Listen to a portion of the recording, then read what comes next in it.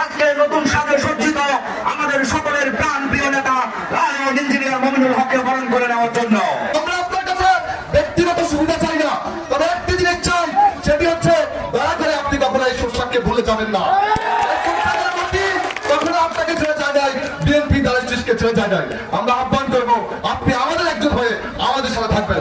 এটি একটি জনসভা নয়, ছিল পরিবর্তনের অঙ্গীকারের মহাসমাবেশ। দুর্নীতি, চাঁদাবাজি ও মাদকের বিরুদ্ধে দীপ্ত শপথের দিন সাক্ষী। চাঁদপুর জেলার সারাস্তি উপজেলার 13 নং সূচিপাড়া উত্তর ইউনিয়ন 5, 6, 7, 8, 9 নং ওয়ার্ড কর্তৃক আয়োজিত বিশাল জনসভায় বিএনপির মনোনীত নেতা লায়ন ইঞ্জিনিয়ার মমিনুল হক ভাইয়ের উপস্থিতিতে সৃষ্টি হয় মানুষের ঢল, উৎসাহ উদ্দীপনার জোড়ায় এবং গণতন্ত্র পুনরুদ্ধারে দীপ্ত আহ্বান। এই জনসভা ছিল না শুধু একটি আনুষ্ঠানিক আয়োজন, এটি ছিল আগামী দিনের আন্দোলন, অধিকার প্রতিষ্ঠা ও পরিবর্তনের প্রস্তুতি মঞ্চ। লায়ন ইঞ্জিনিয়ার মমিনুল হক ভাই তার আন্তরিক ও প্রেরণাদায়ী ভাষণে বলেন, গণতন্ত্র ফিরিয়ে আনার লড়াই জনগণের লড়াই, আর সেই লড়াইয়ে শুরু হয়েছে আপনাদের হাত ধরেই। তিনি আরো প্রতিশ্রুতি দেন, দুর্নীতি, চাঁদাবাজি ও মাদক মুক্ত একটি সুন্দর সমাজ গড়তে সকলের ঐক্যবদ্ধ প্রচেষ্টার আহ্বান থাকবে। তার পাশাপাশি মাদক সেবন এবং মাদক ব্যবসায়ীরা আছে, এই সমস্ত মাদক ব্যবসায়ীদেরকে আপনারা প্রতিরোধ করতে হবে এবং মাদক যারা খায় তাদেরকে প্রতিরোধ গড়ে তুলতে হবে।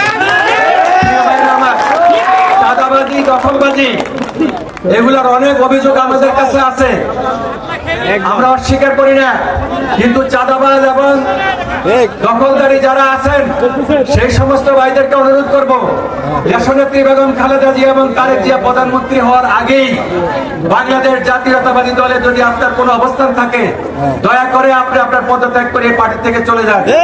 তারা আগামীতে বাংলাদেশ জাতীয়তাবাদী সরকার হবে জনবান্ধব সরকার, এটা কোনো কর্মী বান্ধব সরকার নয়।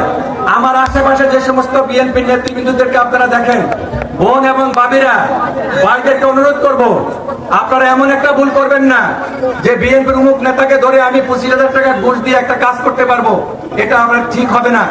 আপনার উপযুক্ততার ভিত্তিতে যদি আপনি ন্যায়সঙ্গত কোনো অন্যায় শিকার হয়ে থাকেন, আপনারা আমাদের বিএনপি সিনিয়র নেতৃবৃন্দদেরকে বলবেন, ওনারা যদি না পারে আমার মোবাইল খোলা থাকবে, ইনশাল্লাহ আমি প্রত্যাশা করি যতক্ষণ আমার জীবন আছে আমি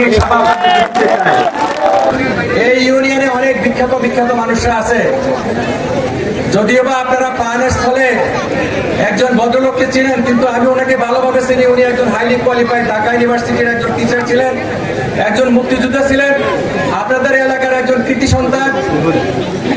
উনি আমার প্রিয় মানুষ এবং আমার আত্মীয় বটে, ওনার নাম হলো ডক্টর মোহাম্মদ সাফায়েতুল্লাহ।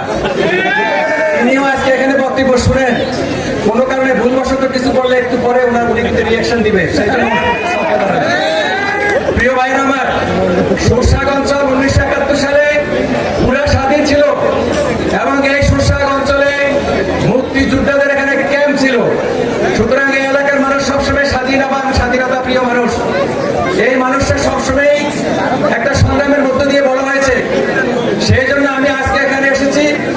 বিগত ছাত্র জনতার আন্দোলনের মধ্য দিয়ে যে আমাদের প্রাপ্তির বাংলাদেশ, নতুন বাংলাদেশ আমরা গঠন করতে যাচ্ছি, সেই বাংলাদেশের আজকের উপস্থিত সুরসাগবাসী, এই ভাবি এবং বোনদের প্রত্যাশা এবং আমাদের নতুন প্রজন্মের কি প্রত্যাশা আছে সেটা বলার জন্য দেশনেত্রী বেগম খালেদা জিয়া এবং তারেক জিয়ার পক্ষ থেকে আগামী দিনের সরকারের পজিটিভ যে সমস্ত ভিউজ আছে, যাহা জনগণের জন্য বাস্তবায়ন করবে, সেগুলো পরিস্থিতি করানোর জন্য আমার আজকে এখানে আসা।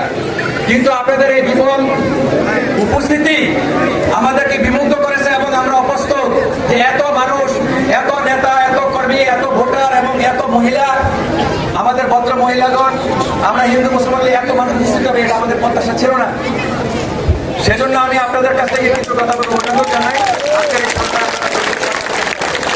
সকল উপস্থিত নেতাকর্মী, যুব সমাজ, প্রবীণ ও সাধারণ জনগণের প্রতি গভীর কৃতজ্ঞতা প্রকাশ করে তিনি বলেন, পরিবর্তনের ডাক যখন আসে, জনগণই হয় তার সর্বশ্রেষ্ঠ শক্তি। যারা উপস্থিত থাকতে পারেননি, দেখুন এই জনজাগরণ, আর যারা ছিলেন আপনারা জানেন সেই উত্তাল মুহূর্তের শক্তি কি ছিল। ভবিষ্যৎ আসবে জনগণের হাত ধরেই, ইনশাআল্লাহ। ভিডিওটি আপনারা যারা এখনো শেয়ার দেন নাই, একটি করে শেয়ার দিয়ে যাবেন এবং কমেন্টে আপনার মতামতটি জানিয়ে যাবেন, আর পেজে একটি করে ফলো দিয়ে যাবেন। এতক্ষণ সাথে থাকার জন্য অসংখ্য ধন্যবাদ। আসসালামু আলাইকুম।